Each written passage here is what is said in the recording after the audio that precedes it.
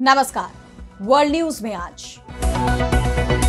Iran Israel में कभी भी जंग शुरू हो सकती है। इजरायली पीएम बिन्यामिन नेतन्याहू ने साफ कर दिया है कि शक्ति से ही शांति हो सकती है, यानी इजराइल ईरान पर जल्दी ही हमला कर सकता है।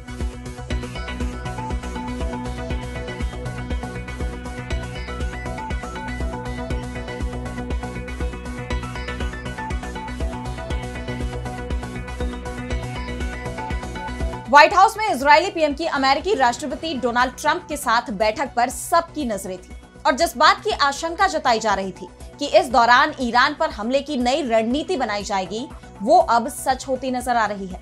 बैठक के बाद आए इन नेताओं के बयानों से साफ हो गया है कि ईरान पर फिर हमला करेगा इजरायल। नेतन्याहू ने शक्ति से शांति के सिद्धांत की बात कही है। इस पर हम करेंगे विस्तार से चर्चा, लेकिन आइए जरा उन खबरों को भी देख लें जिन पर आगे होगी बात। हिंदुस्तान समेत दूसरे ब्रिक्स देशों को देना होगा अतिरिक्त 10% टैरिफ। ट्रेड डील से पहले ट्रंप ने फिर दी धमकी। तांबे और दवाओं पर भी टैरिफ की घोषणा। वो जो दोस्ती दिखाते हैं उसका कोई मतलब नहीं। रूसी राष्ट्रपति पुतिन पर भड़के अमेरिकी राष्ट्रपति ट्रंप रूस पर और सख्त प्रतिबंधों के दिए संकेत। अपनी ही आवाम की आवाज दबा रहा पाकिस्तान। पूर्व पीएम इमरान खान समेत 27 यूट्यूब चैनलों पर लगाया बैन। देश विरोधी कंटेंट पोस्ट करने के लगाए आरोप। और चलते चलते में देखेंगे पृथ्वी के बाहर पानी की खोज पूरी। वैज्ञानिकों को मिल गया नया वाटर रिच सुपर अर्थ। इन सभी खबरों पर हम विस्तार से करेंगे बात, लेकिन पहले एक नजर हेडलाइंस पर। नामीबिया पहुंचे पीएम मोदी। एयरपोर्ट पर पारंपरिक नृत्य से स्वागत। पीएम ने साथ में बजाया ढोल। 27 साल बाद नामीबिया जाने वाले भारतीय पीएम हैं मोदी। 8 साल तक ओबामा ने कुछ नहीं किया, फिर भी मिला नोबेल। मैंने इतने मोर्चे पर बहुत कुछ किया है। नोबेल प्राइज के लिए अब अमेरिकी राष्ट्रपति डोनाल्ड ट्रंप ने खुद की पैरवी। पाकिस्तानियों का वीजा नहीं अप्रूव कर रहा यूएई। शहबाज सरकार बोली ये गंभीर मामला, हम करेंगे बात। खोजो और गोली मारो वाला वायरल ऑडियो बढ़ाएगा शेख हसीना की मुश्किलें। अवामी लीग ने कहा ऑडियो में नहीं है शेख हसीना की आवाज। पूर्व पीएम पर लगे हैं हिंसा के दौरान सामूहिक जान लेने के आरोप। तो इजरायल और ईरान में कभी भी जंग शुरू हो सकती है। अमेरिका पहुंचे बिन्यामिन नेतन्याहू ने डोनाल्ड ट्रंप से मुलाकात के बाद इसे लेकर बड़ा संकेत दिया है। नेतन्याहू ने कहा कि वो शक्ति से शांति कायम करने में भरोसा रखते हैं। वैसे नेतन्याहू ने यह बयान गजा सीजफायर को लेकर पूछे गए सवाल के जवाब में दिया था, लेकिन संकेत माना जा रहा है कि नेतन्याहू की यह चेतावनी ईरान के लिए है, क्योंकि ईरान की तरफ से अपने परमाणु कार्यक्रम को तेज करने की खबरें आ रही हैं। डोनाल्ड ट्रंप लगातार यह दावा कर रहे हैं कि अगर ईरान अपने परमाणु कार्यक्रम को बंद नहीं करेगा तो अमेरिका उस पर फिर हमला कर सकता है। वहीं दूसरी तरफ ईरान ने पलटवार करते हुए साफ कर दिया है कि वो अमेरिका के दबाव में नहीं झुकेगा।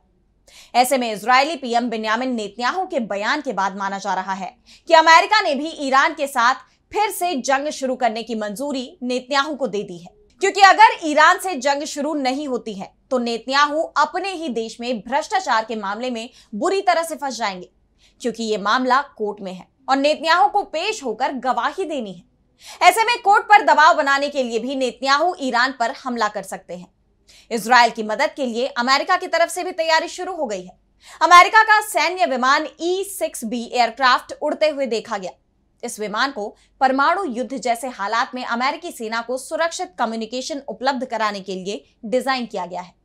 ऐसे में सवाल यह भी उठ रहे हैं कि क्या यह अमेरिकी विमान न्यूक्लियर हथियार लेकर निकला है, क्योंकि यह माना जा रहा है कि इस बार की जंग में ईरान अकेला नहीं होगा। चीन और रूस भी उसके साथ आ सकते हैं। इसके लिए अमेरिका की तरफ से भी पहले से ही तैयारियां शुरू कर दी गई हैं, क्योंकि अमेरिका को इस बात का भी डर लग रहा है कि इस बार मुस्लिम देश इजरायल के खिलाफ जंग में ईरान का खुलकर साथ दे सकते हैं। और इस डर का कारण भी है, कभी एक दूसरे के दुश्मन रहे सऊदी अरब और ईरान अब करीब आ रहे हैं। सऊदी अरब के क्राउन प्रिंस मोहम्मद बिन सलमान ने जेद्दा में ईरानी विदेश मंत्री अब्बास अराक्ची से मुलाकात की है। इजरायल के साथ युद्ध के बाद अराक्ची की यह पहली सऊदी यात्रा है। क्राउन प्रिंस के साथ ईरानी विदेश मंत्री ने अपनी बातचीत को सफल बताया है। सऊदी अरब को अमेरिका का करीबी माना जाता है, लेकिन इजरायल को लेकर उसके तेवर नरम नहीं है। सऊदी अरब की आधिकारिक समाचार एजेंसी एसपीए ने बताया कि अराक्ची और प्रिंस मोहम्मद ने द्विपक्षीय संबंधों की समीक्षा की और नवीनतम क्षेत्रीय घटनाक्रमों और इस संबंध में किए जा रहे प्रयासों पर चर्चा की है। एसपीए ने कहा कि क्राउन प्रिंस ने उम्मीद जताई है कि युद्ध विराम समझौता क्षेत्र में सुरक्षा और स्थिरता लाएगा। अराक्ची ने इजरायली आक्रमण की निंदा करने के लिए सऊदी अरब के प्रति आभार व्यक्त किया। यानी ईरान और इजरायल के बीच जंग अब कभी भी शुरू हो सकती है और इस बार जंग का दायरा काफी बड़ा हो सकता है। और अब बढ़ते हैं अगली खबर की तरफ, जहां हम बात करेंगे ट्रंप के टैरिफ की। तो अमेरिकी राष्ट्रपति डोनाल्ड ट्रंप एक बार फिर टैरिफ को लेकर सख्त रुख अपना रहे हैं। उन्होंने 14 देशों को चिट्ठी लिखकर पहले ही उन पर टैरिफ बढ़ाने का ऐलान कर दिया है और अब ब्रिक्स देशों को लेकर भी ट्रंप तल्ख तेवर दिखा रहे हैं। 6 और 7 जुलाई को ब्राजील में ब्रिक्स के 17वें शिखर सम्मेलन के दौरान ब्रिक्स देशों ने अमेरिका का नाम लिए बिना ही टैरिफ की कड़ी निंदा की थी और तब से ही ट्रंप भड़के हुए हैं। पहले तो उन्होंने ब्रिक्स से जुड़ने वाले देश, उनकी नीतियों का समर्थन करने वाले देशों पर 10% अतिरिक्त टैरिफ की घोषणा की और अब उन्होंने ब्रिक्स संगठन पर गंभीर आरोप लगाए हैं। ट्रंप ने कहा कि ब्रिक्स में शामिल देशों को जल्द ही 10% का शुल्क देना होगा। ब्रिक्स की स्थापना अमेरिका को नुकसान पहुंचाने के लिए, हमारे डॉलर को गिराने के लिए की गई थी। डॉलर तो राजा है, हम इसे ऐसे ही रखेंगे। अगर लोग इसे चुनौती देना चाहते हैं तो वो दे सकते हैं, लेकिन उन्हें बड़ी कीमत चुकानी होगी।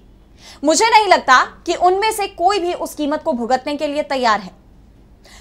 इससे एक दिन पहले व्हाइट हाउस ने भी घोषणा की थी कि राष्ट्रपति ट्रंप ब्रिक्स गठबंधन को अमेरिकी हितों के लिए बढ़ते खतरे के रूप में देखते हैं और उन्होंने ये सुनिश्चित करने के लिए सभी कदम उठाने की ठान ली है जिससे कि अमेरिका के साथ विश्व मंच पर निष्पक्ष व्यवहार हो।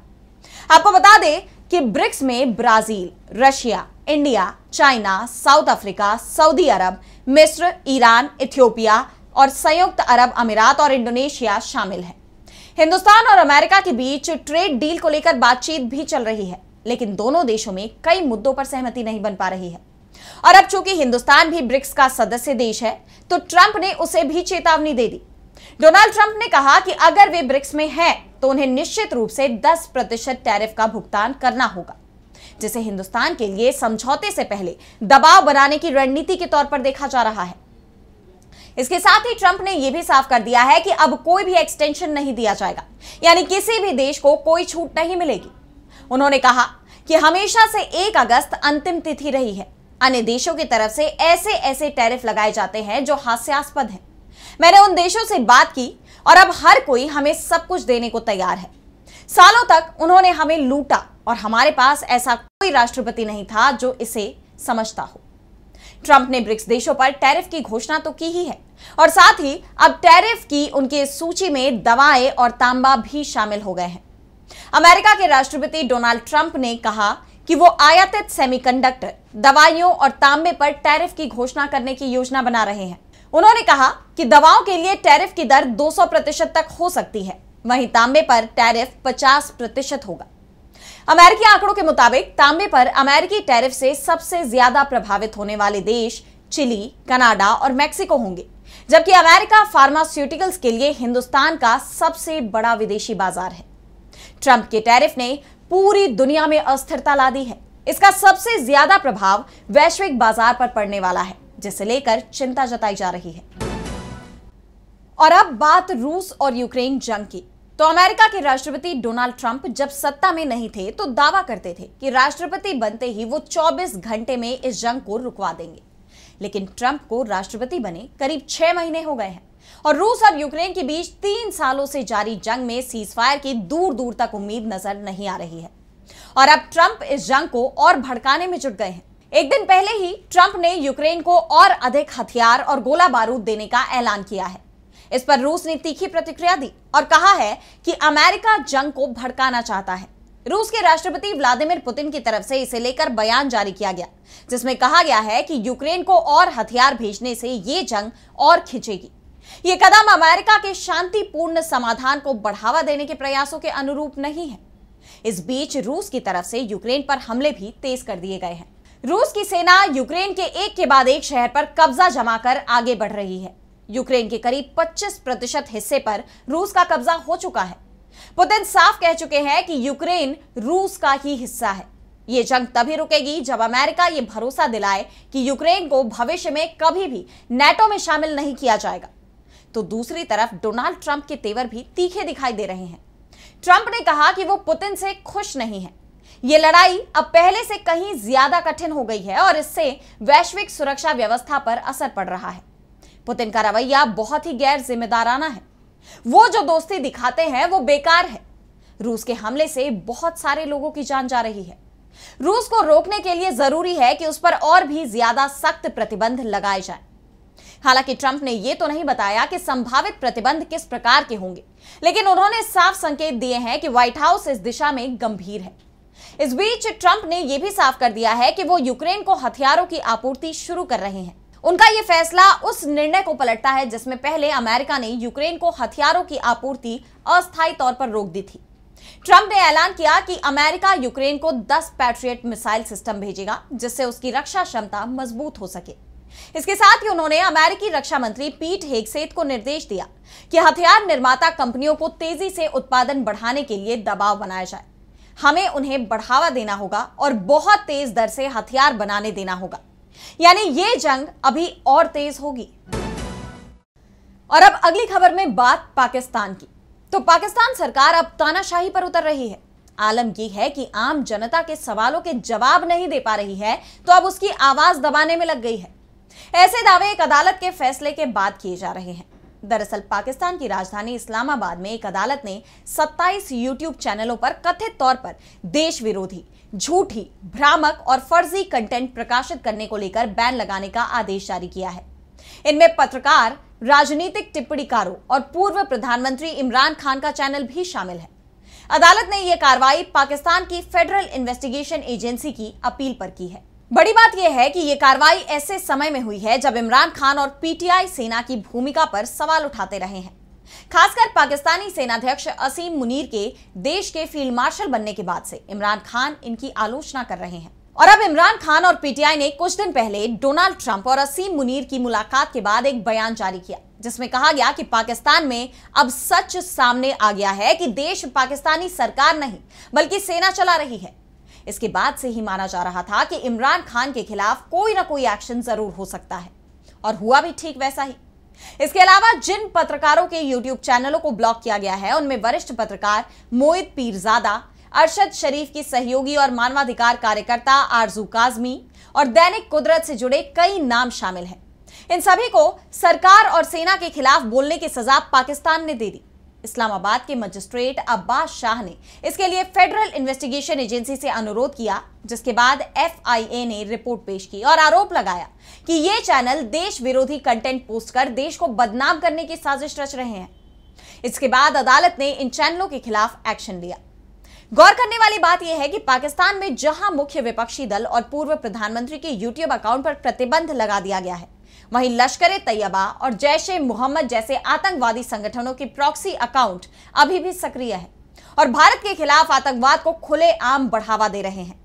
अब पाकिस्तान सरकार अपने इस एक्शन के चलते बुरी तरह से घिर गई है। और अब चलते चलते मैं बात करेंगे एक ऐसे दूर दराज तारे की जिसके इर्द गिर्द एक रहस्यमयी ग्रह चक्कर काट रहा है। इसका नाम है TOI 1846b, एक ऐसा सुपर अर्थ जो वैज्ञानिकों के लिए किसी खजाने की तरह है। यह ग्रह जो पृथ्वी से करीब 154 प्रकाश वर्ष दूर है, 7.2 अरब साल पुराना माना जा रहा है।